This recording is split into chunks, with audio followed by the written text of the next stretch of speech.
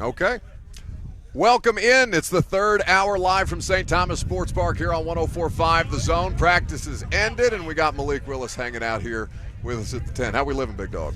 Living lavish, bro. Keep waking up. I'm blessed, bro. No doubt. No doubt. It's a beautiful day out here on the practice field. I know you guys have been getting after it. A little bit of wind, though. What was that like, kind of working through some, I know you guys have been working through some elements last couple of days of practice. Mike seems to want to emphasize that.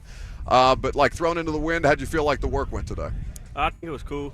We just got to, on both sides get used to adjusting to it. Just like the rain the other day, you just working through certain stuff.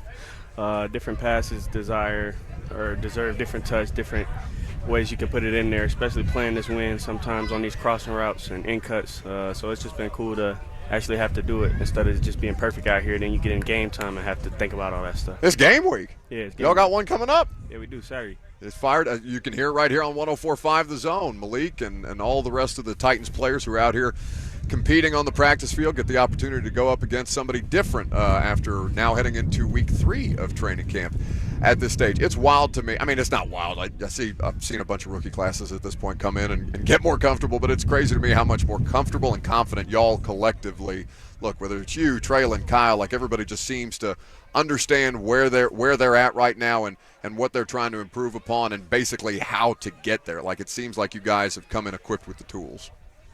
Yes, sir. I mean, it's just, once you know how to do something, you can do it to the best of your ability. But when you don't know how to do something, you can't do it to the best of your ability. It's that simple. Would make sense. Yeah. But you don't look at it like that sometimes. It's a results-based business, so you want it to happen right now. But yeah, but I mean, and for so many different lines of work, whether it's football or any different way that you would choose to, I guess, run that through the prism of, like, it is so easy to get caught up in that kind of situation where it is results based and is results driven. But, like, I know when we talk to Mike and your coaches, they don't coach the results; they coach the action, and the results will follow. Like, was there a certain point in time that in particular clicked for you in your rookie season that you kind of understood where they were going with the messaging on that? I understood the whole time, but as I was saying, I came from an offense where we weren't as much under the center. We weren't as much in the huddle. Having 10-word plays, we weren't doing that. So I had to get used to doing that. I had to learn to speak that language. I had to take just every aspect of the NFL game and try to apply it to my game. And didn't have enough time to do it successfully last year, but I'm not going to blame it on that. Just got to work harder, and that's what I did this offseason. So. Well, it's a whole new season, and that's the beauty of it. Obviously you take lessons from those reps and things like that, as anybody does. But at this point, it feels like a fresh slate for everybody who's coming in who might have had their rookie season, like Kyle and Traylon, derailed for injury, or all the different injury situations that you guys had to work through and different circumstances that you felt like your class was particularly thrust into maybe before you might have been ready. But the value of those live game reps, there's really no other way to simulate. I know preseason is as close as you can get, but like to have those starts under your belt at this point, everything else has to feel like just a lot smoother from this point on, yeah? Yeah, it's almost no more surprises. Sure. Been in late games, been in games we're winning overtime, seen games from the sideline with Ryan. We go up big, we go down big, try to how to bounce back. Just all those different scenarios and situations, and more than anything, that situational football. I think that's the most important thing that we needed to work on. Well, myself, outside of just first and second down ball, third downs, and situational football, because that's what the difference is in this league. Third downs and situational football, those critical situations, those one plays that change the game's outcome. Yeah. Titans quarterback Malik Willis hanging out here with us. They've just wrapped up, I believe it's their 8th day? Well, at least the 8th day that we're out here for training. You guys have probably had a few more hanging out here amongst yourselves at this point. But, like, that situational football element, right, how you've seen those different situations from multiple vantage points at this point. Mike structures the practices that way to best maximize your opportunities to take advantage of that situational football. How beneficial is it to have a coaching staff that operates? I know it's the only NFL coaching staff that you worked under, but how beneficial has that been for you in that growth and development process now that you've seen it in real life, in real time? It's great. The way we prepare how we have first and second down plays. Then our third play in the rack might be a 3rd down and 5. And then the fourth play might be a 3rd and 8, a 3rd and 9. And you get to work through that. You get to understand what are we trying to do here, what's the purpose of this play, and how are we best going to execute it. And you get to think through that while going through an entire practice. You get to work through those first downs the same way. And then you get to the end of the practice where we go in 2-minute mode.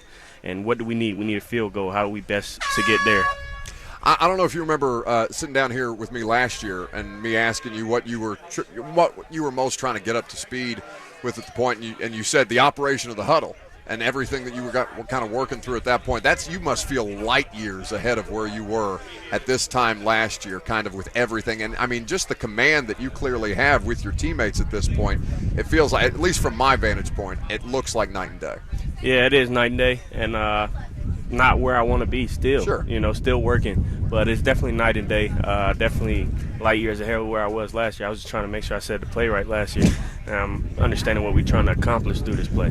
So I had Chig over here, and I was asking, like the rookie breakthrough moment or whatever, and he said, there's a moment when I went out there against Washington or Indianapolis, I was just like, do I know any plays at all whatsoever? It's just kind of, head swimming, and then once you get in the groove of it, you've been doing this your entire lives, obviously, and it all feels natural. Was there a moment last year where it felt like that for you, where you felt like you had kind of a breakthrough moment, or was everything, especially towards the end of the year, kind of moving so fast that maybe you didn't necessarily get that moment in real time?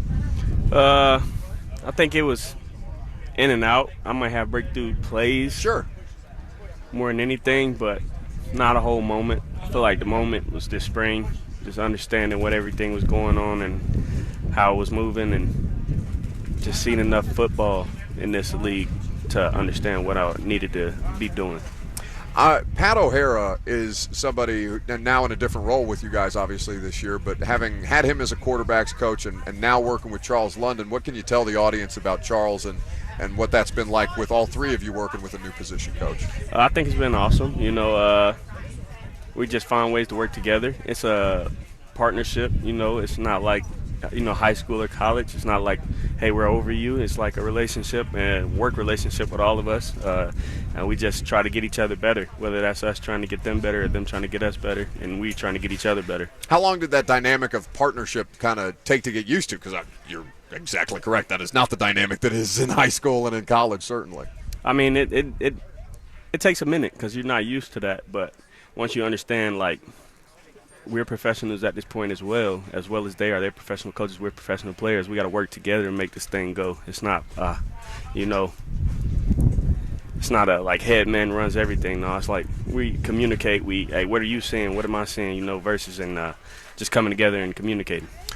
It's been really cool to see the way that you and Will interact with one another, just because, it's clear that you guys are building a friendship, even though there's obvious competition going on the field. How has that competition been, and how much have you guys enjoyed working off one another in the room and on the practice field now? I mean, it's cool. You enjoy competition anytime you can get it. That's the only way you're going to really get better. Unless if you don't, you just get bored and you stay settled for what you got. And that's no way to be, So it's been awesome, though. Like you say, it's just competition on the football field. We got a whole life outside of that. No, yeah, people tend to assign an awful lot of I mean, you probably have better perspective on that than most, no? Yeah. Just in terms of how people can assign that, maybe assign too much value of what's going on the football field and kind of extrapolate that to real life. Yeah, I mean, it's our job, and that's what we love to do, and this is what we want to do, and we want to be the best at it. And that's all fine and dandy, but, whenever we get off the field, if he has a question, like, I'll answer his question, you know what I mean? That was a whole deal last year. That was all talk. He helped me out a lot. It's crazy. I mean, because we're sitting in that press conference listening in real time, and went home the same day and looked at On Sports Center. I was like, what the hell? It wasn't even like that. How do you pull that out of that particular interaction? But negativity. Now you've seen how that whole situation works in real time over the course of an NFL season. How bad is Will at telling rookie jokes? Yeah, them boys trash. They're bad. They class trash at jokes for real. All of them. Yeah, so y'all were better. They had a couple good ones. Okay, so who's the best? You got to ask some of the older guys that were here last year. No, I mean, I have been, and they've been telling me that all of them collectively bad. Like, not only material, but like delivery bad. That's the most important part, is the delivery. That's what I'm saying. Because a couple of them been good, though. Who was the best in your class? Last year? Yeah. That's a good one. I'll get back to you. All right. right. What are you about to do now? About to head in, take a shower, get some treatment, look at practice, and get the meetings. I won't keep you from it. Malik Willis, kind enough to sit down with us. Continued health and success. Always appreciate chopping it up. Yes, sir. Appreciate you. That's Malik Willis hanging out here with